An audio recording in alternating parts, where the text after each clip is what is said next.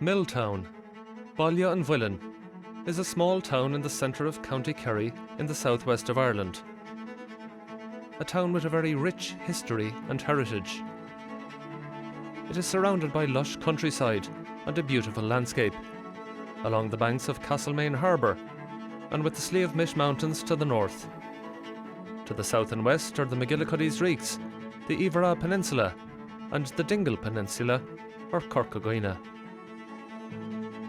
Being at the centre of the modern-day Kerry economic triangle of Tralee, Killorglin and Killarney, Milltown has experienced unprecedented growth in recent years, with families and new residents choosing it as a place to live in, to work and to commute to other locations.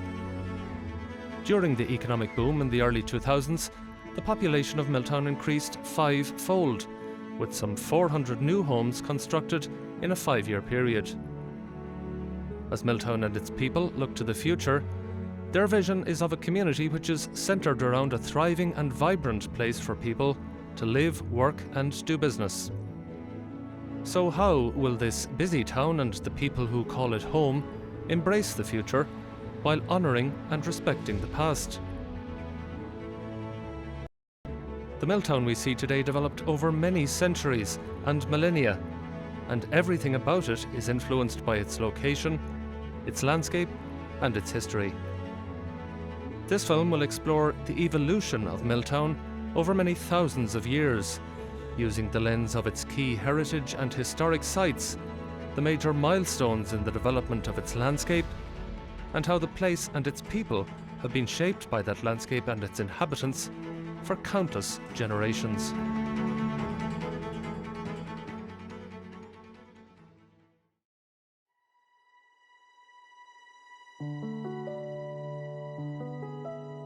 Our story begins thousands of years ago. The earliest known settlement in the Milltown area dates to almost 6,000 years ago. Killiclahan, a short distance from Milltown and at the heart of the River Main Valley, is home to a portal tomb which points to one of the earliest human habitations in Ireland. Discoveries at Killiclahan place the tomb in the Neolithic era and suggest that this is one of the oldest burial sites in Ireland. Items found at the site include evidence of cremation of remains, a flint knife from 3500 BC, prehistoric pottery, and a coin from the reign of King Henry VIII. Two adjacent tombs at Brackhill and in Killiclahan Wood are the subject of further research, and the discoveries thus far are significant, according to the Kerry County archaeologist Michael Connolly, who led the investigations. Portal tombs are the earliest type of megalithic tombs. This tells us that very early in the Neolithic period, when people were beginning to settle and farm rather than wander around, they settled in the Milltown area. Killiclahan was just the beginning of a long relationship between the people who lived here over thousands of years, and the monuments, customs and rituals and landscapes which defined the lives of our ancestors in subsequent years. There is further evidence on the landscape of the lives lived by Milltown's earliest inhabitants. On the other side of the village are some of the remains of the ancient fort of Lissaniska, or Lis an Uisce, the Fort of the Water. During excavations in 2017 and 2018, archaeologists uncovered evidence of human activity spanning 5,600 years. This included a Neolithic flint arrowhead and stone bead, and a Bronze-aged Fulucht Fia, which was used for cooking. The discoveries at Lissaniska makes it one of the few sites in Ireland to have yielded direct evidence of the early medieval processing of flax, the fibres of which were used to make cloth, rope and paper. This process involved submerging bundles of flax stalks in water to separate the fibre from the stem. The fibre could then be used to make linen. Many centuries later, this part of Kerry was known around Ireland and beyond for its linen manufacturing. Lissaniska is a very significant archaeological site, as it includes 3 concentric rings of enclosing ditches, suggestive of royal status, or probably in this case, a connection with the nearby early medieval church site at Kellaha. A further significant touring fort is located close by at Fort Agnes, overlooking Lissaniska and Castlemaine Harbour to the north. The recent discovery of a significant henge in Kilcolman Domain further highlights the ancient history of this unique landscape.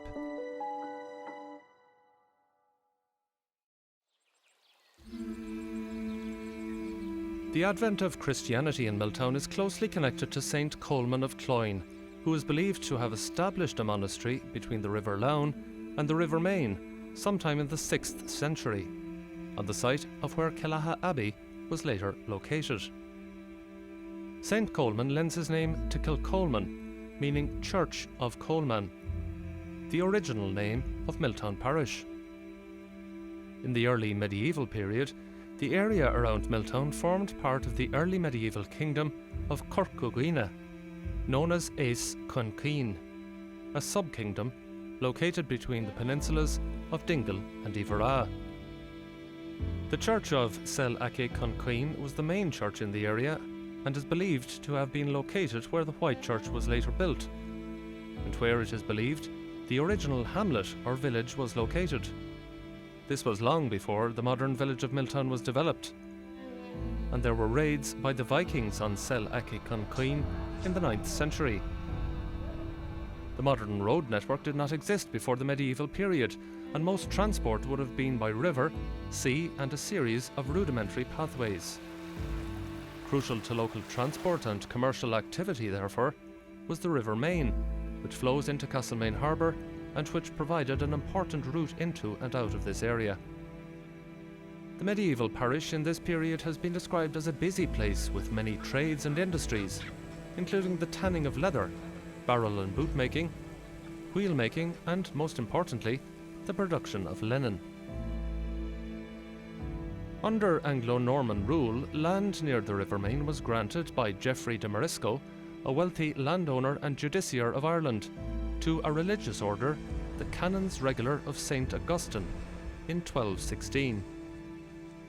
The Augustinians were a contemplative order, but also participated in a great variety of pastoral activities in parishes.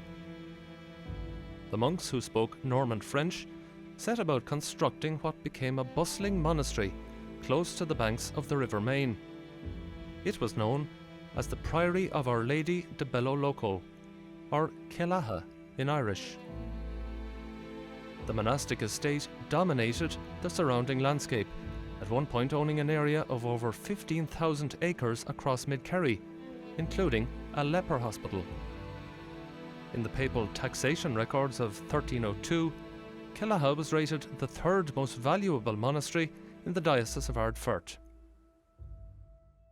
Kellaha Priory was a bulwark against Gaelic Ireland, being located on a fluctuating boundary between the Earl of Desmond's lands to the north and the lands of the McCarthy Moor to the south. Its Anglo-Norman character was emphasised in 1402, when the prior obtained papal confirmation that only persons of English descent could be admitted. But the economic recessions and plagues of the 14th century saw a contraction of Anglo-Norman power, and by 1489 its prior was one Florence McCarthy, a Gaelic nobleman.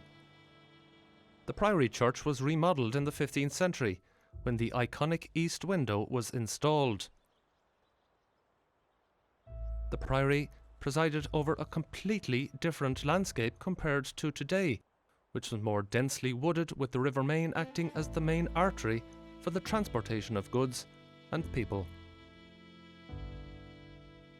During the Desmond rebellions, nearby Castlemaine became one of the last remaining possessions of the Desmonds and was attacked by the English army of John Perrott in 1571. The castle was built atop a substantial stone bridge crossing the River Main. Perrott's forces reputedly included Scottish gallowglass and native Irish components. The garrison of 30 men defending Castlemaine surrendered after a 12-week siege had exhausted their provisions. From this point, Castlemaine became a fortress of the English crown, and it was finally demolished in the early 19th century. Killala Priory was suppressed in 1576 under Queen Elizabeth I after the First Desmond Rebellion, and it was vested in the Crown along with the castle on the Main and the surrounding area. Most of the priory estate of 10,000 acres was granted to Captain Thomas Spring of Suffolk in 1588, 4 years after he became Constable of Castlemaine. Spring adapted the priory as a domestic residence and the priory domain or farm as his own. He introduced English modes of property ownership such as leases, with the townlands around the priory becoming agricultural divisions or tenancies. Thomas Spring's grandson, Edward Spring, sided, or was forced to side, with Irish Confederates and Royalists against English parliamentarians during the English Civil War in the 1640s. He converted to Catholicism to gain favour with the Irish side. The Cromwellian Act of Settlement in 1652 saw 10,000 Catholic landlords lose their estates, including Edward Spring, who converted back to Protestantism to try to keep his estate. This did not convince the Cromwellians, however. Edward's estate was confiscated, gaining his son the name of Walter the Unfortunate. The priory was abandoned during this period, although there are indications it still had a roof until the 1680s. At some stage, the domestic buildings were demolished, leaving only the priory church in place, the ruins of which remain extant to this day. In recent decades, the east window of the priory, or the abbey as it is better known, was conserved by a local community group, and in 2012 a conservation plan for the abbey was put in place, which has resulted in additional conservation work and repairs in recent years. Catholics in Milltown experienced the full rigour of anti-Catholicism in the middle of the 17th century. At this time, under the Cromwellian regime, the practice of the Catholic faith was forbidden by law. It forced many Catholics to practice their faith in secret, with many priests having to say Mass in secret rural locations, as the saying of Mass itself was a criminal offence. One such location was a large rock at the centre of Killiclahan Wood, which has been known for generations as the Mass Rock at Powell-on-Affron, or the Hollow of the Mass, and it was used as an improvised altar. At dawn on the morning of the 15th of August 1653, Father Thaddeus Moriarty, a Dominican priest who was a native of Castledrum near Castlemaine, was celebrating Mass at the Mass Rock at Powell-on-Affron. Father Moriarty and his parishioners were discovered by the army, and the priest was arrested by soldiers and taken to Ross Castle in Killarney. For 2 months, he was tortured before he was condemned to death. Father Moriarty was hanged on a scaffold at Martyrs Hill in Killarney on the 15th of October, 1653. Each year, the Dominican Order in Tralee hosts a Mass at Powell-on-Affron to pray that Father Moriarty be beatified by the Vatican, the first step towards sainthood.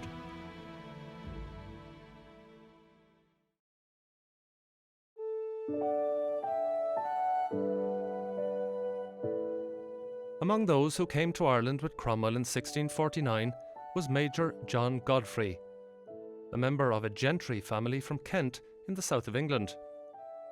As part of the Cromwellian Plantation of Ireland, Major John Godfrey was granted 7,000 acres of land in mid-Kerry, including most of the Spring estate. This was confirmed by King Charles II in 1667. Major John's family would be central to the story of Milltown for the next 300 years, until the death of the last of the Godfreys, Phyllis Godfrey, in 1959.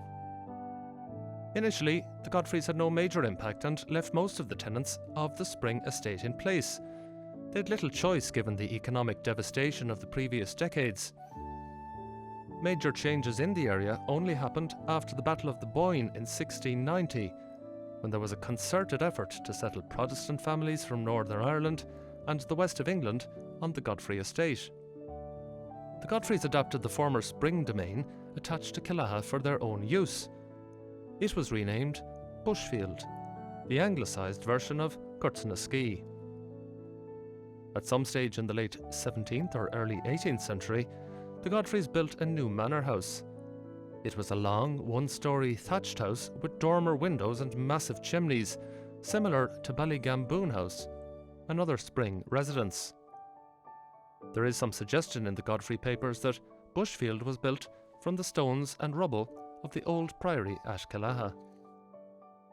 In the 1730s, Captain William Godfrey was the first member of the family to begin to improve the estate.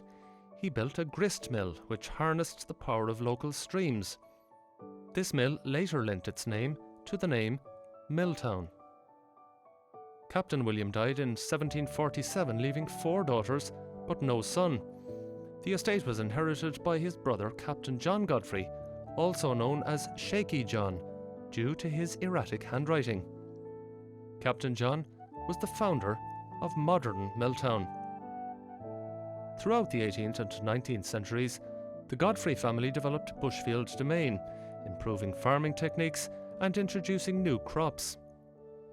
Evidence of these improvements linger today in names of large fields like the Albanoch, called after a Scottish agriculturalist, and the Clover Meadow, where the introduction of clover occurred to improve the fertility of the soil. Massive embankments were constructed along the River Main to prevent flooding and to reclaim over 100 acres of land, all of which was added to the domain or leased to tenants. A survey of Bushfield domain in 1750 reveals a composition of fish ponds, avenues, orchards and plantations. At a distance from the house were the farm buildings, including a haggard, barns and outhouses. Orchards and kitchens had been established by 1750. Some 13 acres of the domain were devoted to orchards. Growing apples was a tradition around Milltown up to the mid-20th century. A deer park, enclosed by a high stone wall, was located nearby on Kilderry Hill, producing venison for the table. Captain John planted Kilderry wood from the 1750s onwards to provide timber and bark for the local tanning industry. The wood was carefully positioned so it could be seen from the mansion house, giving the impression that the domain was much larger than it actually was. Milltown entered a new phase of development in the middle of the 18th century. Essentially, Milltown became a planned estate village, similar to Tarbert and Kinmare. It was developed in 3 main stages by 3 different generations of the Godfrey family. Initially, it was a Protestant village for a largely Protestant estate. A new Protestant church named the White Church was built in the 1760s on the site of Milltown's medieval parish church to serve a growing Protestant population. It was whitewashed, hence the name White Church. The site is close to a medieval well. The key character in the development of the village at this time was Captain John Godfrey, who between 1750 and 1760 expanded a small hamlet of a few cottages along Bridge Street to create a new town, laid out in a formal plan. The principal legacy of this first stage of development is Main Street, which he aligned to run directly to the entrance of Bushfield Domain, and which was aligned with the central avenue towards the house. At the other end of Main Street, Captain John co-funded the construction of a new direct road to Killarney, which allowed his tenants easier access to important butter and fish markets in Cork. The captain built a small quay and a narrow canal between the village and the River Main. Ships of 100 tons could now load and unload goods in 3 days within 500 or 600 yards of the town. Considerable quantities of rock salt were imported and refined in Milltown before being used in the preservation of butter, in curing fish and in the tanning industry. Tanning was the major industry in the village during the mid-1700s, with a large tan yard located along Main Street. Captain John also purchased patents to hold cattle and livestock fairs and markets in his new village, and built a new market house on Main Street, a new grist mill, and also provided a site for a barracks. He re-established the linen industry, importing spinning wheels and flax, to encourage its growth. Bleach Road, near the Owen Sullish stream in the village, derives its name from the practice of bleaching linen, which was a large source of employment. In tandem with the development of the village, the Godfreys continued to embellish their domain. A new modern mansion was built in the 1770s by Sir William Godfrey to replace the older Bushfield. This new 3-storey Georgian house was built facing out across the landscape towards Castlemaine Bay, and the domain was extended and redesigned, becoming less formal. Sir William, the first to hold the title of baronet, was a notorious spendthrift who locked up his wife and later married his mistress, Catherine Godfrey, a local Roman Catholic. In total, he had over 20 children with his wife and mistress. The building of the new house prompted the second phase of Milltown's development in the 1780s, when Sir William turned the area outside the domain gates into a formal classical square. The square survives in this form to the present day. It was surrounded by substantial houses, all built in a similar style and leased to wealthy merchants.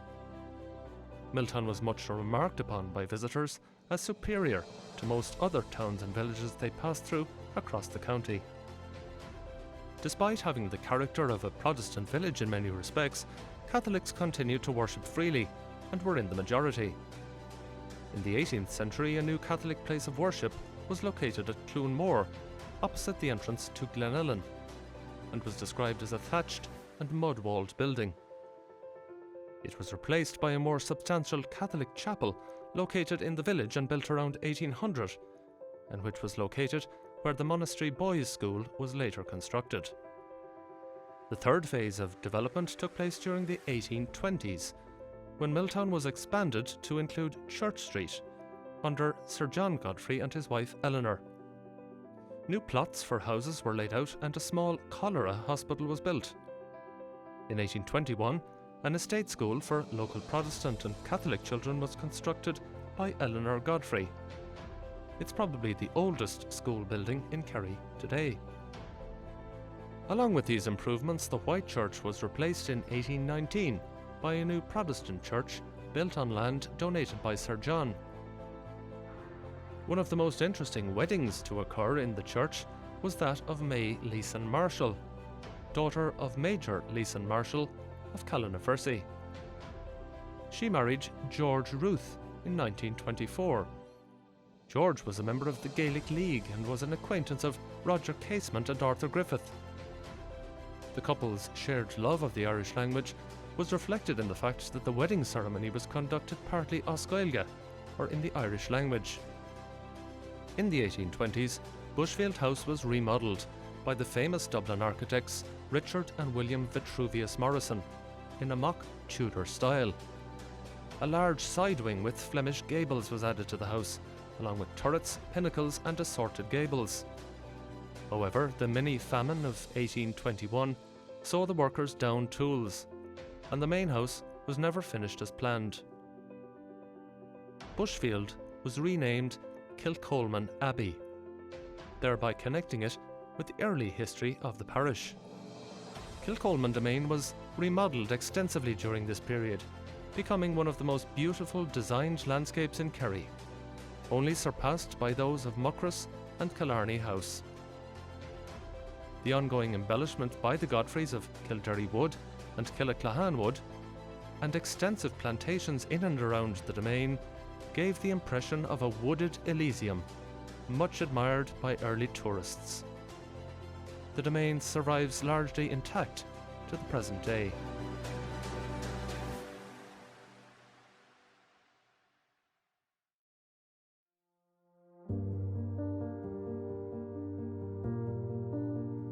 During the 1830s and 1840s, Milltown became home to two religious orders, who established a presence locally and contributed greatly to local education and society. The arrival of the Presentation Sisters in 1838 was instigated by the Bishop of Kerry, Cornelius Egan, who purchased a site on which the construction of a convent began in 1836. In this he was supported by Mary Theresa Lady Godfrey, who was a Roman Catholic. She and her husband William Duncan Godfrey had married 3 times to ensure their union was valid, first in a civil registry office, then in a Protestant ceremony, and finally in a Catholic church. The arrival of the nuns was followed by the establishment of a monastery by the Plantation brothers under brother Paul Townsend in 1842, just a few years before the Great Famine. Both of the religious orders established schools in the village to counteract superism, or the conversion of Catholics. The Brothers' School was soon home to 300 students, including both Catholic and Protestant children, and it became known as the Little Academy. In the years before and during the famine of the 1840s, there was endemic poverty in Milltown, particularly among the cottier class, who lived in extremely poor and unsanitary conditions. Most cottiers survived on the staple diet of potatoes, which failed during the summers of 1845 and 1846, prompting the beginning of the Great Famine. Bigger farmers were better able to survive, particularly given the increasing importance of dairying and butter production, which became the mainstay of most farming families during and after the famine. At this time, the Godfrey estate had about 120 main tenants, all reasonably large farmers who were favoured with long leases and who had relatively benign relations with the landlord.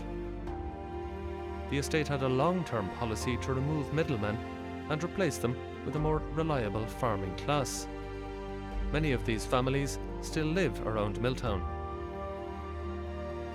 The potato blight reached Milltown in October 1845, and the impact of the famine is detailed in the letters of James Prendergast to his family in the United States. The Prendergast family lived at Bleach Road in Lyre, and their correspondence from this period, which survives, offers unique insights into the plight of the people of the village during this period. A local relief committee raised £260 in donations in 1846 to support those who were starving. In contrast to many other landlords, Sir William Duncan Godfrey purchased large quantities of Indian meal to feed the poor of Milltown. He reduced rents and in some cases wrote off the arrears of tenants who could not afford their rent. There were evictions, but they were minimal. Some 60 people were employed by Sir William in the domain during the worst of the famine years. A scheme of public works helped many people survive, as did local soup kitchens. Father Bat O'Connor, the most famous of Milltown's parish priests, and Lady Godfrey set up a soup kitchen behind Father Bat's home in the square. Despite these efforts, the famine had a devastating effect on Milltown. Of the 160 households listed as living in Milltown in 1847, 83 of them, or some 50%, had disappeared by 1852 through emigration, starvation and destitution. Gradually, there was a revival in farming between the 1850s and the 1870s, which saw farmers gradually gain an upper hand in dealing with their landlords. In addition, there were increasing calls for reform and outright revolution. In the 1840s, there were many public meetings in Milltown in support of Daniel O'Connell's campaign for Catholic emancipation. Fenianism gained a foothold in the locality in the middle of the 1860s.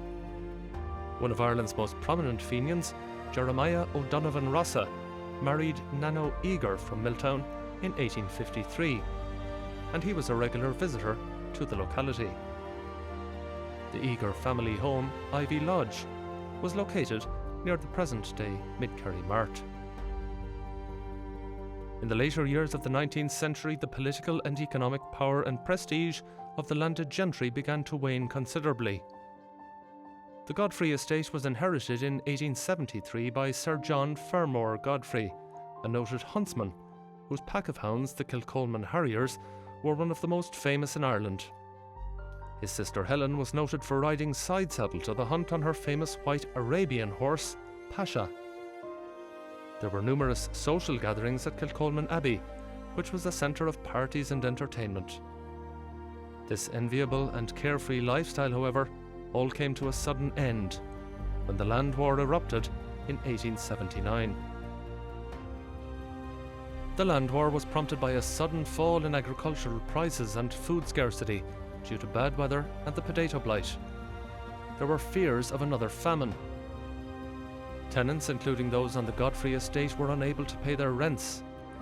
Sir John Fermor reduced rents to their 1850 value. However, growing agrarian violence forced the Godfrey family to leave Ireland in 1881, and they did not return until 1885. All of the hounds were sold, as were Sir John's famous hunters. The 1880s and 1890s was a period of agricultural depression, marked by endemic emigration, and the village suffered as a result. There were threats of evictions and actual evictions during this period. The Godfrey estate fell into debt and essentially became bankrupt, and was placed into receivership in 1886. This period marked the end of landlordism in Milltown. The Godfrey estate was one of the first in Kerry to be sold to its tenants between 1905 and 1911. The Godfrey family only retained Kilcolman Domain, Kildare Wood and Milltown Village.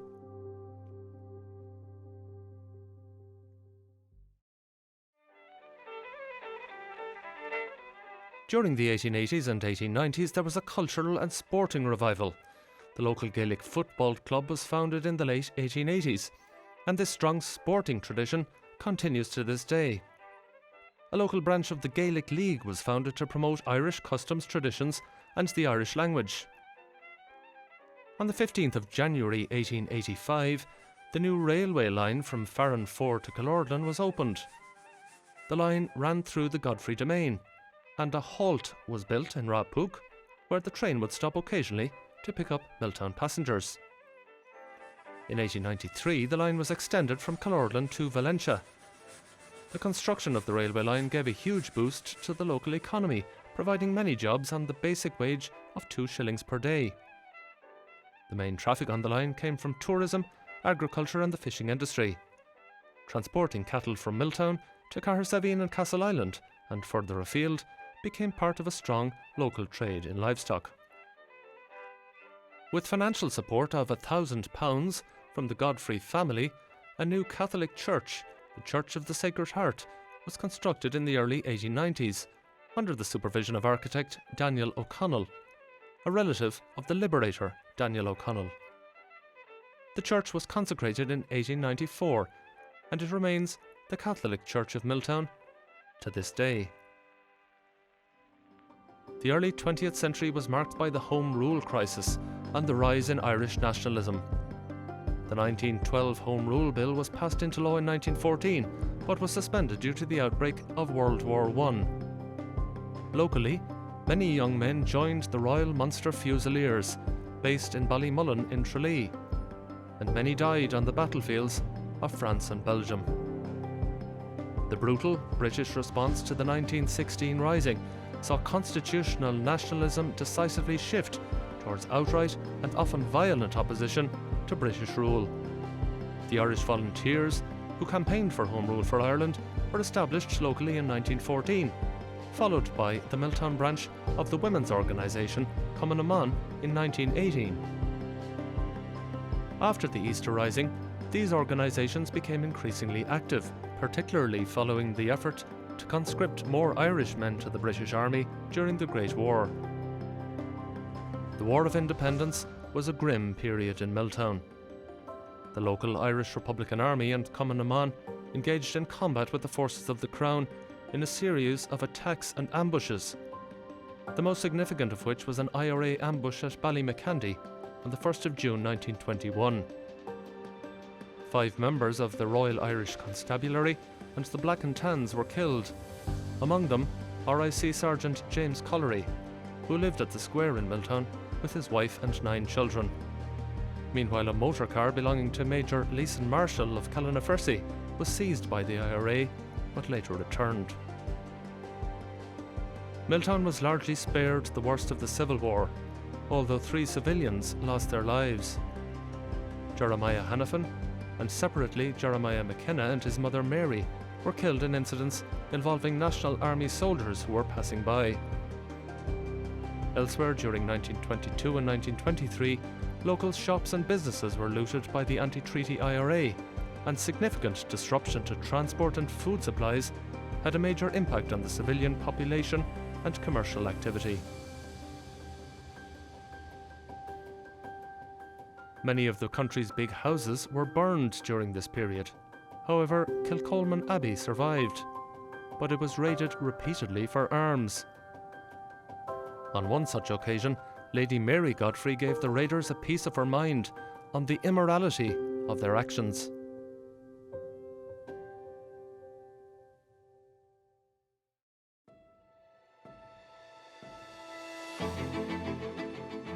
The 1920s and 1930s were difficult decades, as the new state struggled to become economically independent.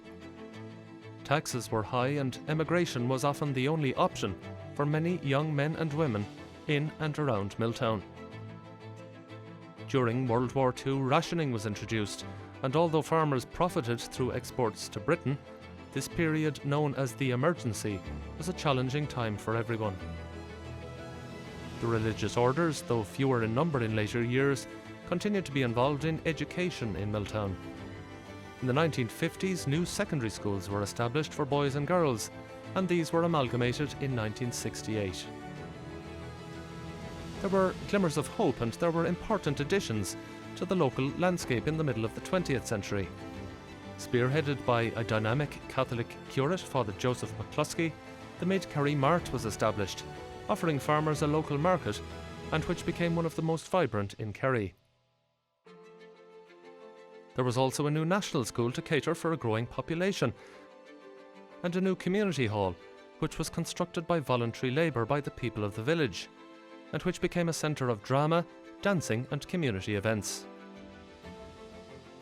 As Milltown continued to develop in the second half of the 20th century, the shift away from the past was evident in the demise of Kilcolman Abbey. Its last resident was Phyllis Godfrey, a well-known artist and car rally enthusiast. Her main companion was her Siamese cat Bira, named after a famous racing driver. The house became infested with dry rot, and the stairs became unsafe to use. Phyllis Godfrey was eventually forced to move to the Gate Lodge in the square, where she died in December 1959. The skeleton of her cat Bira was later found in the strong room, where the family's silver was usually kept. After the death of Phyllis Godfrey, Kilcolman was sold to a wealthy American who wished to turn it into a hotel. Unfortunately, those plans came to nothing, and after standing derelict for 15 years, the house was demolished by Kerry County Council in 1977. The demolition of the house meant the village lost a significant landmark, but the imprint of the domain of old remains evident on the landscape.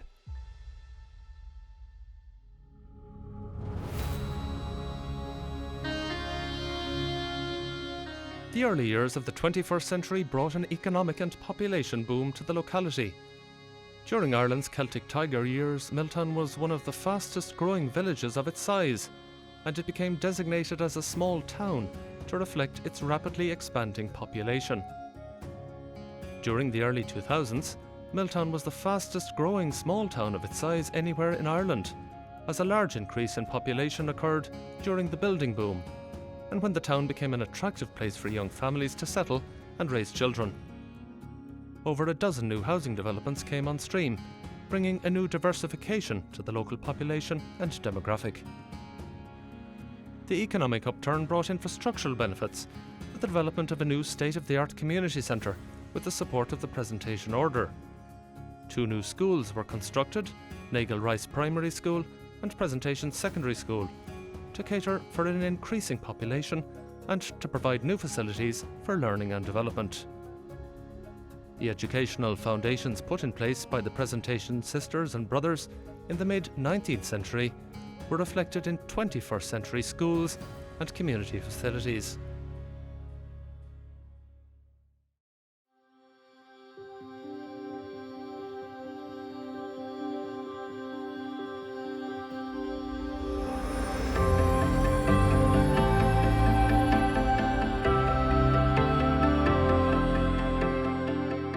Today, Milltown is a bustling and vibrant place, home to hundreds of new residents and acting as a busy service town for a wide hinterland in mid-Kerry and beyond.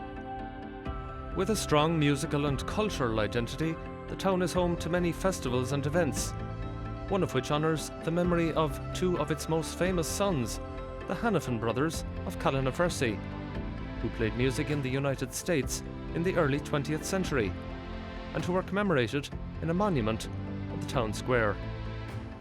Sport and recreation remain the backbone of the community. Gaelic games and many other sports and pastimes continue to thrive. Milltown continues to be rooted in the social, economic and cultural developments of the past. And today, the village is at a crossroads. The historic core of the village needs urgent renewal and conservation.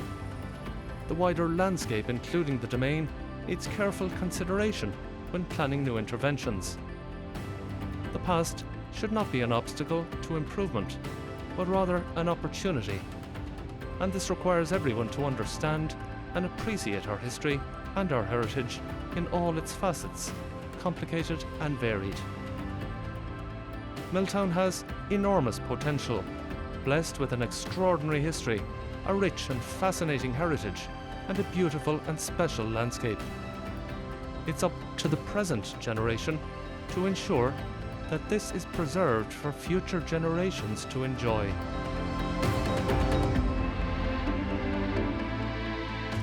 As the people of Milltown look ahead to the rest of the 21st century and beyond, new challenges and changes await.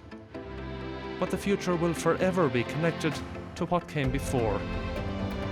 Milltown is a place with an exciting future, but with a deep respect for and appreciation of the past.